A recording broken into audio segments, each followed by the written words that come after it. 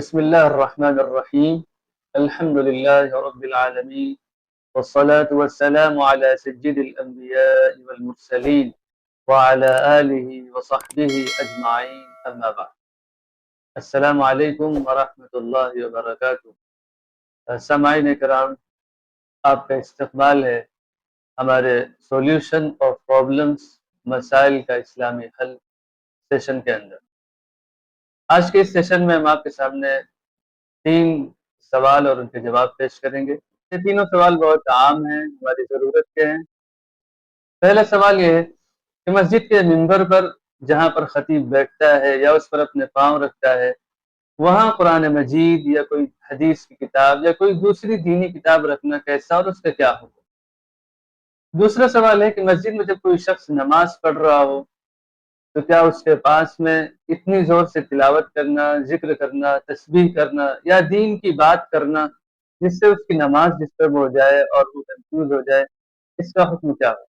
تیسرا سوال ہے کہ جو نیو بورن بیبی ہے، نومولود بچہ ہے اور اس کا انتقال ہو گیا، تو کس صورت میں اس کی نماز پڑھی جائے گی، اس کو کفن بھی دیا جائے گا، اس کو غسل بھی دیا جائے گا، اور کن صورتوں میں یہ چیزیں نہیں ہوں؟ چلیے ہم ایک ایک سوال کے جواب آپ کے سامنے پیش کرتے ہیں. پہلا سوال، مسجد کے منبر پر جہاں خطیب بیٹھتا ہے یا اپنے پاؤں رکھتا ہے، وہاں پر قرآن یا حدیث کی کتاب یا دوسری دینی کتاب کا رکھنا، اس کا حکم کیا ہے؟ اس چیز کا تعلق ہمارے دل کے ایمان اور ادب و احترام سے. اللہ رب العزت کا ارشاد ہے، وَمَن يُعَظِّمْ شَعَائِرَ اللَّهِ فَإِنَّهَا مِن تَقْوَى الْقُلُوبِ. جو شخص اللہ کے شاعر کی تعظیم کرتا ہے، ان کا ادب و احترام کرتا ہے، تو حقیقت میں یہ دل کے تقوی کی بات ہے، دل میں خدا کے خوف کی بات ہے. اور اس میں کوئی شک نہیں ہے کہ قرآن مجید اللہ کی کتاب ہے، اللہ کے شاعر میں داخل ہے. اب اس قرآن کی عظمت، اس کا ادب و احترام، اس کی تعظیم بھی ہمارے دلوں کے تقوی سے تعلق رکھتی ہے. لہذا حکم اور فتویٰ یہی ہے کہ قرآن مجید کو اس جگہ پر رکھنا، بغیر کسی کپڑے کو بچھائے ہوئے یا رحل کو استعمال کیے ہوئے، یا دوسری دینی کتابوں کو، حدیث کی کتاب کو اس جگہ رکھنا جہاں خطیب منبر پر بیٹھتا ہے یا پاؤں رکھتا ہے، مکروہ ہے.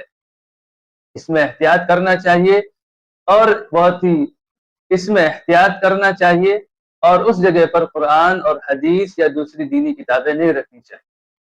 البتہ اگر مجبوراً کوئی رکھتا ہی ہے تو کوئی کپڑا وغیرہ بچھا دینا چاہیے یا رحل پر رکھنا چاہیے، ورنہ کپڑا بچھا کر رکھنے میں بھی احتیاط کا پہلو نہیں ہے، کیونکہ علماء نے اس کی مثال ایسے ہی دی ہے جیسے عام فرش پر کپڑا بچھا کر قرآن اور حدیث کی کتابیں نہیں رکھی جاتی، یہ ان کے ساتھ بے ادبی ہے.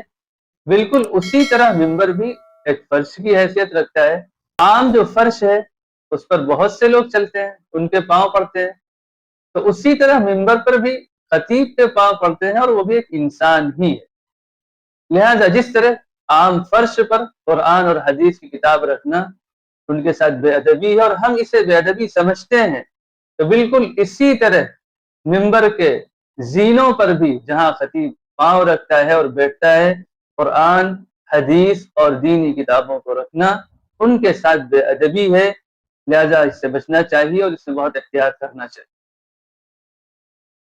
دوسرا سوال کہ مسجد میں نمازی کے پاس اس طرح ذکر کرنا، تلاوت کرنا یا تسبیح کرنا یا دین کی باتیں کرنا جس سے اس کی نماز ڈسٹرب ہو، اس کا کیا حکم ہے؟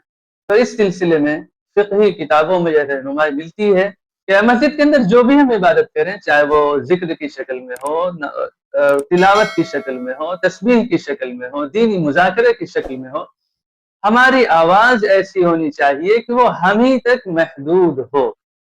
اگر ہماری آواز اتنی بلند ہے کہ قریب میں نماز پڑھنے والا ڈسٹرب ہوتا ہے، اپنی نماز میں کنفیوز ہو جاتا ہے، تو علماء نے لکھا ہے کہ یہ مکروہ ہے.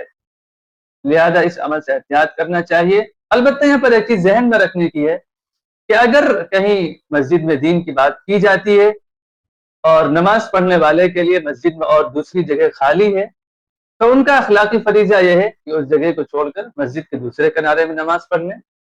اسی طرح جو لوگ دین کی باتیں کرتے ہیں ان کا اخلاقی فریضہ یہ ہے کہ اگر کوئی شخص وہاں پہلے سے نماز پڑھ رہا ہو تو اس کی نماز کے مکمل ہونے کا انتظار کریں اور اس کے بعد وہ اپنی باتیں شروع کریں۔ تیسرا سوال یہ ہے کہ جو نیو بورن بیبی ہے اور اس کا انتقال ہو گیا تو اس کی نماز کے کیا حکم ہے؟ یہاں پر دو صورتحال عام طور پر پیدا ہوتی ہے۔ اگر بچہ زندہ پیدا ہو اور پیدائش کے فوراً بعد گھر سے اس کا انتقال ہو جائے تو اس کو غسل بھی دیا جائے گا، اس کو مسنون کفن بھی دیا جائے گا اور اس کی نماز جنازہ بھی پڑھی جائے گی اور اس کا نام بھی رکھا جائے گا۔ دوسری صورت کہ بچہ مردہ پیدا ہو تو اس صورت میں اس کو صرف غسل دیا جائے گا، مسنون کفن دینے کی ضرورت نہیں ہے، کسی کپڑے میں اس کو لپیٹ دیا جائے گا اور اس کی نماز بھی نہیں پڑھی جائے گی بلکہ اسے ایسے ہی دفن کیا جائے گا۔ اور اگر بہت ہی کم مدت میں کسی کا عمل ثابت ہو گیا، 2 مہینے میں، 3 مہینے کے اندر، تو ظاہر ہے اس مدت کے اندر تو بچہ بنتا بھی نہیں ہے، پوری طرح سے اس کے اعضا بھی نہیں بنتے ہیں۔ اور حقیقت یہ ہے کہ اتنی مدت کے اندر جو اس کی شکل بنتی ہے تو اس کو بچہ بھی شاید نہیں کہا جا سکتا ہے۔ اس صورتحال میں صرف اسے کسی کپڑے میں لپیٹ کر کہیں دفن کر دیا جائے گا۔ یہ کچھ سوالات تھے جن کے جوابات آپ کے سامنے پیش کیے گئے۔ اگر اسی طرح آپ کا بھی کوئی سوال ہے، کوئی کنفیوژن ہے، کوئی ڈاؤٹس ہیں تو آپ ضرور کمنٹس کے ذریعے ہم تک پہنچائیے۔ انشاءاللہ نیکسٹ سیٹرڈے کو ان سوالوں کے جوابات کے ساتھ میں اور ان مسائل کے حل کے ساتھ میں آپ کے سامنے ہم حاضر ہوں گے۔ آپ اس سیشن کو دوسروں تک پہنچائیے تاکہ تمام لوگوں کے مسائل شرعی اور اسلامی طریقے سے حل ہو سکے۔ جزاکم اللہ خیرا، السلام علیکم ورحمۃ اللہ وبرکاتہ۔